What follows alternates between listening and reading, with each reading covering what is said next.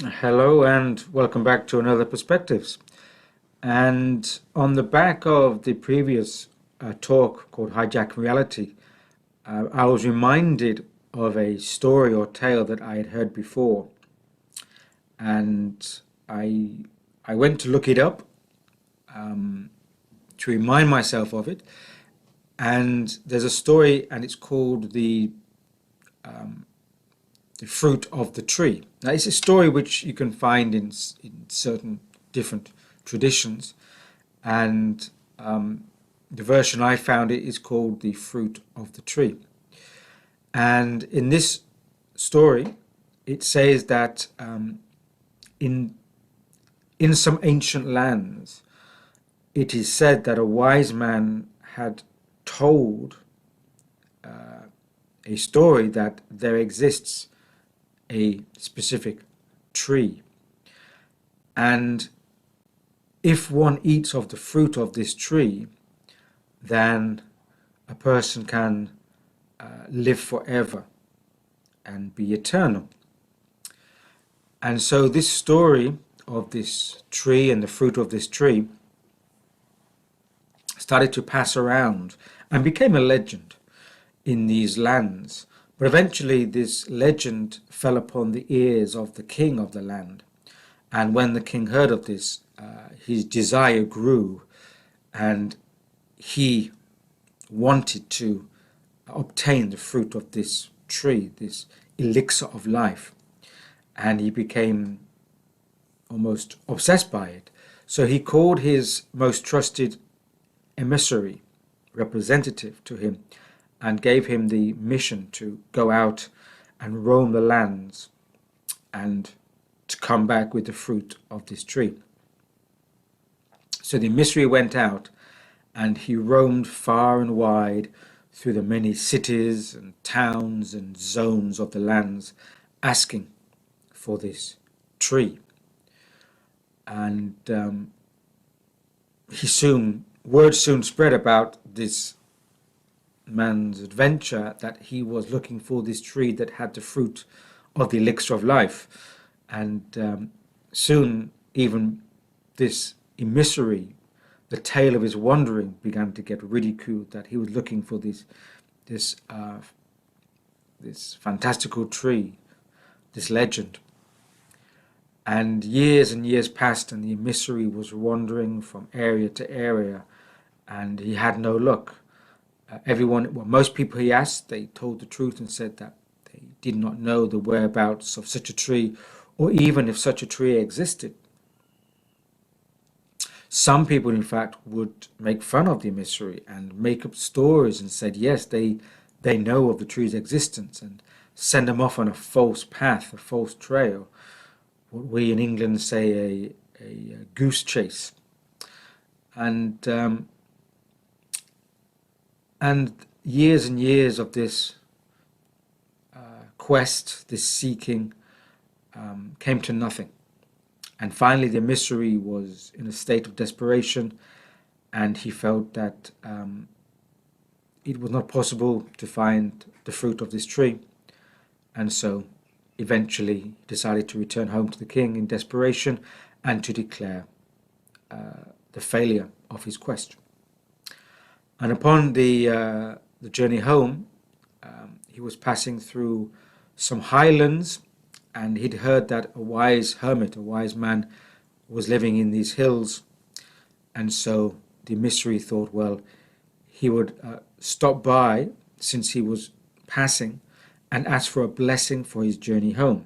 He thought, there's nothing to lose in seeking the company of one last wise person. So the emissary located this so-called wise sage and asked for a homeward journey blessing. The wise man gave his blessing, and after doing so, the emissary decided to tell his story of why he was there and of his fruitless quest for the fruit of the tree.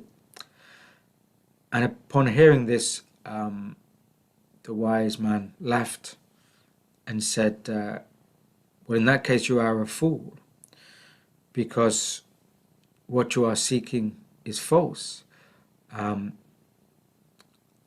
the true fruit of the tree is wisdom and knowledge. But you have been seeking the emblem itself. You have been clinging to the outer secondary form. It can be called anything, the ocean of life, the wind of life, even the cloud of life. But if you're seeking the outer form, you're clinging to the emblem, the totem, the secondary form, then these will become barriers to your path to understanding, and you will never reach the thing itself. Furthermore, all that will be created from this fruitless search will be a subculture of fantasy, wishful thinking, and pseudo-spirituality. And that is where the story ends. It's not a joke, so there's no punchline.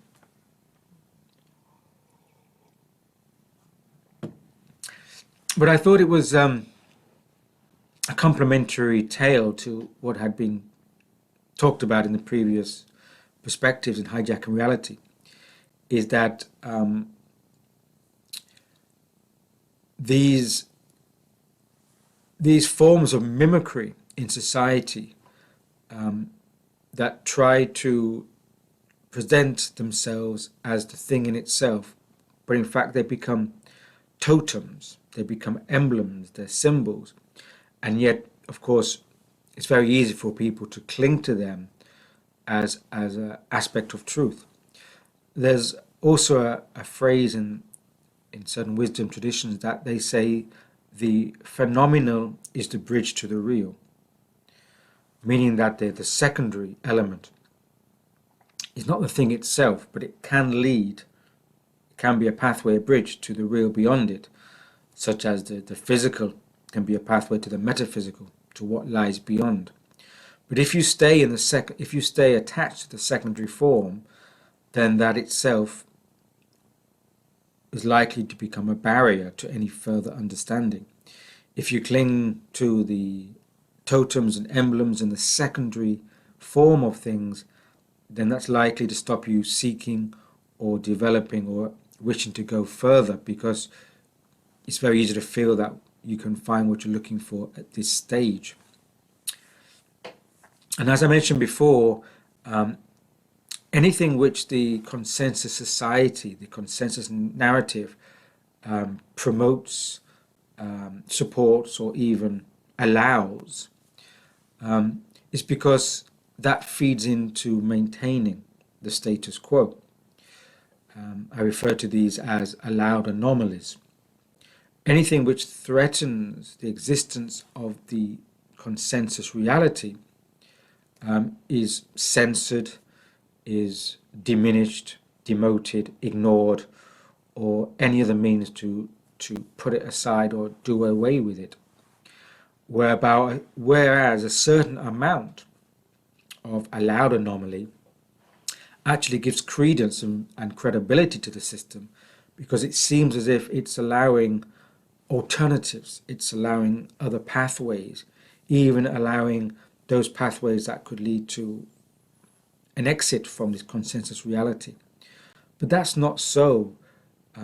As this story says, what these anomalies are creating is a subculture within the consensus reality, within the main culture. Subculture, it can be so-called alternative religion, spirituality, consciousness movements, etc.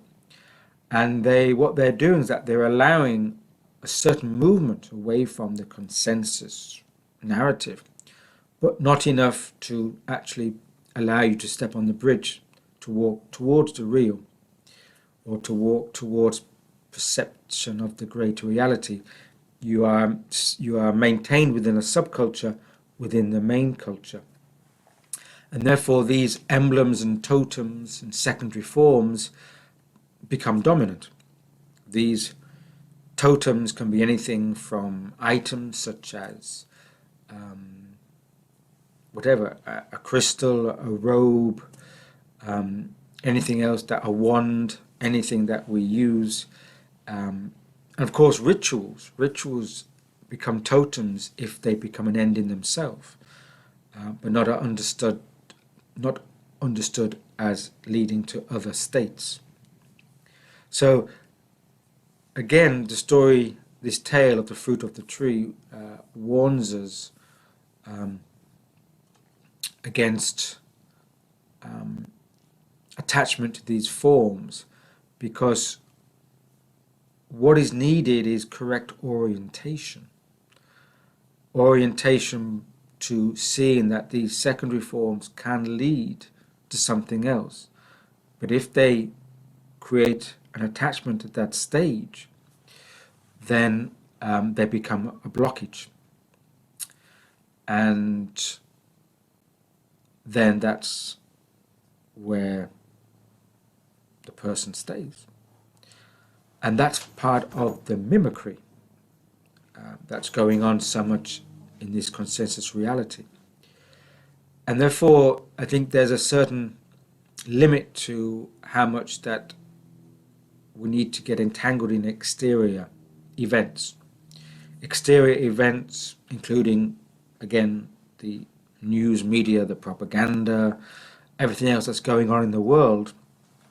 They're going on and they're being promoted by the news systems, by the media, because they form part of this secondary phenomena. The more that we get entangled in politics, in debates, in geopolitical issues, financial issues as well, then of course that's further attachment to the tree, to the secondary phenomena. And the more that we get attached to that, the less that we are able to find a way to understanding or knowledge, which is the real fruit of the tree. And the more that we get pulled into these subcultures based around these secondary phenomena. So if there's a political or geopolitical issue, there are bound to be several subcultures that get developed around those regions.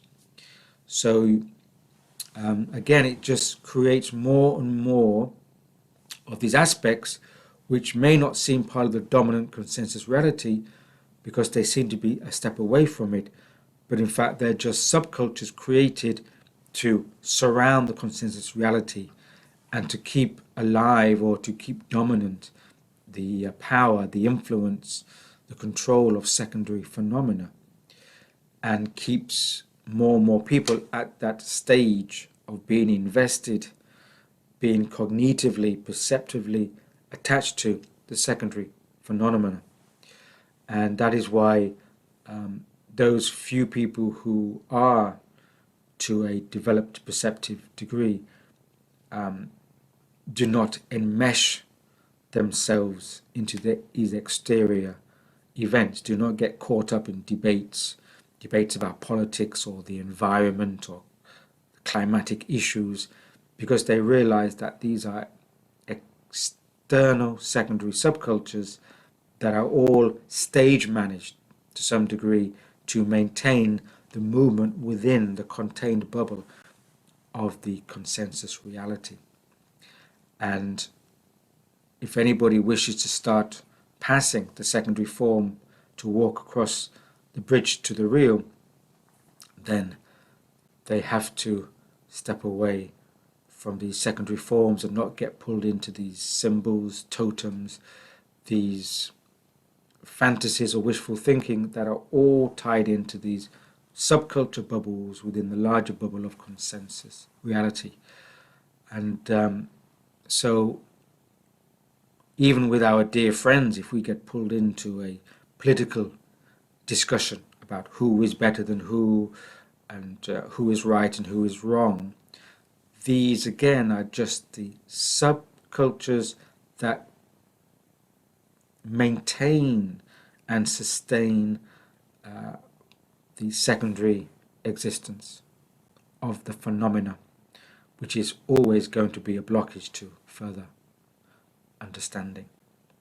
So that's just something I wished I would to bring up on that story, the fruit of the tree, to kind of bring a kind of conclusion to these talks uh, on kind of hijacking consciousness, mimicry, and this kind of area. So, as always, thanks for listening, and until next time, stay well. Cheers.